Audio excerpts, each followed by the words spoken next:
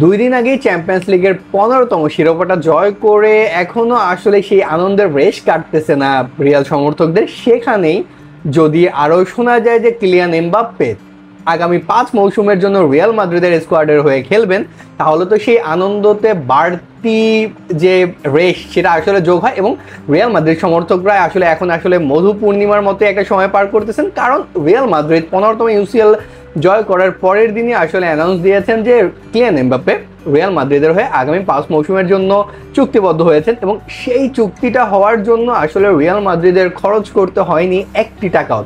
2017 থেকে রিয়ালে আসার গুঞ্জন এমবাপ্পের, এরপরে নায়াগ্রা কত শতবার শুকিয়ে গেল, কিন্তু এমবাপ্পের আর আসা হলো না স্পেনের রয়্যাল ক্লাবে। 2022 সালে চুক্তির খুব কাছাকাছি থেকেও ফরাসি প্রেসিডেন্টের হস্তক্ষেপে সেবার প্যারিস থেকে গেলেন কিলিয়ান এমবাপ্পে। গত 5 মৌসুমেই 40+ ম্যাচ খেলা এবং 50+ গোলে অবদান রাখা এমবাপ্পের ক্লাব ছাড়ার ব্যাপার যখন নিশ্চিত, তখনই হাজারো রিউমার ছড়িয়ে পড়েছিল চারিদিকে।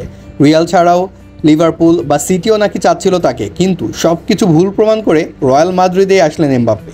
ফ্রি ট্রান্সফারের বিনিময়ে এমন একজন প্লেয়ারকে দলে পাওয়া তো হতে পারে হাতে চাঁদ পাওয়ার মতনই, যে প্লেয়ার কিনা এর মধ্যেই বিশ্বকাপ ফাইনাল খেলেছেন 2বার, যার মধ্যে সোনার ট্রফিতে চুমু খাওয়ার অভিজ্ঞতার সাথে মাত্র দ্বিতীয় প্লেয়ার হিসেবে বিশ্বকাপ ফাইনালে হ্যাট্রিক করার মেন্টালিটির কোনো প্লেয়ারকে পাওয়া তো নিজের দলের জন্য একটা রয়্যাল মেন্টালিটিকে আরও বুস্ট করার মতো। 15তম ইউসিএল ট্রফি জিতে আনন্দে মাতোয়ারা ক্লাব সমর্থকদের জন্য এমবাপ্পের ক্লাবে জয়েন দেওয়া বাড়তি আনন্দই বয়ে আনবে বই।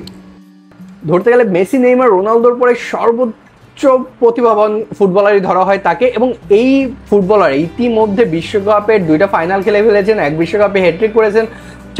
মানে এই প্লেয়ারকে আসলে কোনো দল ফ্রিতে নিতে পারবে এটা হয়তো খোদ ওই ক্লাব প্রেসিডেন্টও ভাবতে পারতেন না, যদি সেটা না পেরেজ হতো। সো পেরেজ দেখিয়ে দিলেন যে কোনো কিছুই ফুটবলে সম্ভব।